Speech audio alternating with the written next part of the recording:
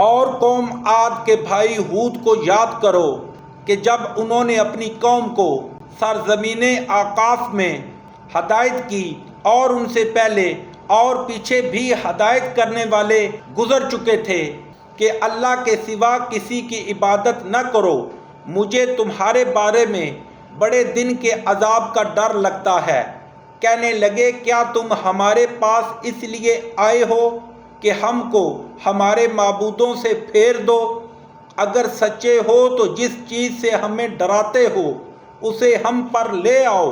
انہوں نے کہا کہ اس کا علم تو اللہ ہی کو ہے، اور میں تو جو احکام دے کر بھیجا گیا ہوں وہ تمہیں پہنچا رہا ہوں، لیکن میں دیکھتا ہوں کہ تم لوگ نادانی میں پھنس رہے ہو۔ پھر جب انہوں نے اس عذاب کو دیکھا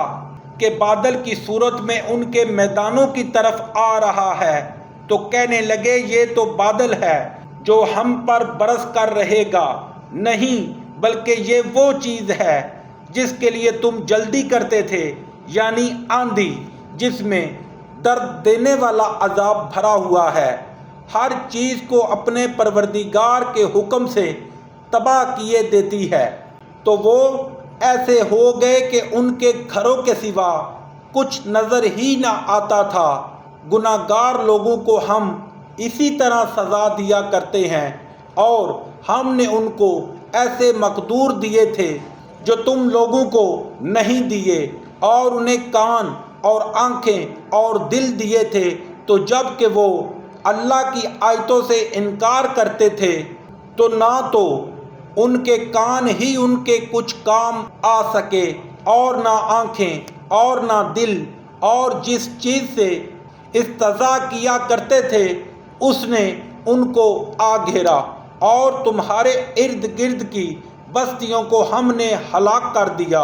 اور بار بار اپنی نشانیاں ظاہر کر دیں تاکہ وہ رجوع کریں۔ تو جن کو ان لوگوں نے اللہ کے تقرب کے لیے اللہ کے سوا معبود بنایا تھا، انہوں نے ان کی کوئی مدد نہ کی، بلکہ وہ ان کے سامنے سے گم ہو گئے، اور یہ ان کا جھوٹ تھا، اور یہی وہ افترا کیا کرتے تھے۔ اور جب ہم نے جنوں میں سے کئی شخص تمہاری طرف متوجہ کیے کہ قرآن سنیں، تو جب وہ اس کے پاس آئے تو آپس میں کہنے لگے کہ خاموش رہو۔ جب پڑھنا تمام ہوا تو اپنی برادری کے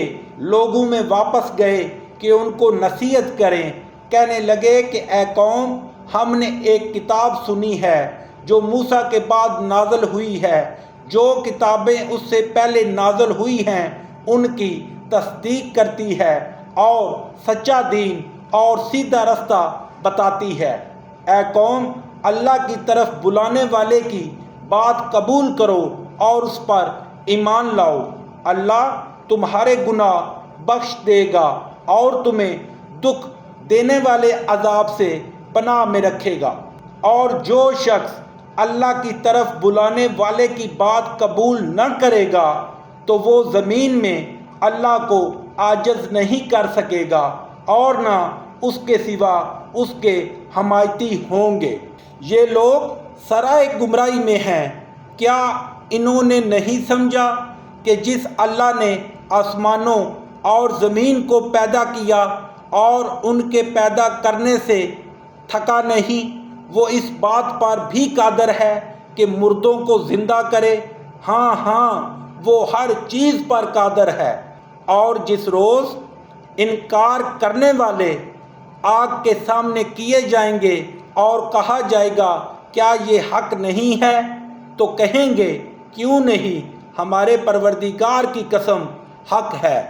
حکم ہوگا کہ تم جو دنیا میں انکار کیا کرتے تھے اب عذاب کے مزے چکھو۔ پس اے محمد صلی اللہ علیہ وسلم، جس طرح اور اعلیٰ ہمت پیغمبر صبر کرتے رہے ہیں اسی طرح تم بھی صبر کرو، اور ان کے لیے عذاب جلدی نہ مانگو۔ جس دن یہ اس چیز کو دیکھیں گے جس کا ان سے وعدہ کیا جاتا ہے تو خیال کریں گے کہ گویا دنیا میں رہے ہی نہ تھے مگر گھڑی بھر دن۔ یہ قرآن پیغام ہے، سو اب وہی ہلاک ہوں گے جو نافرمان تھے۔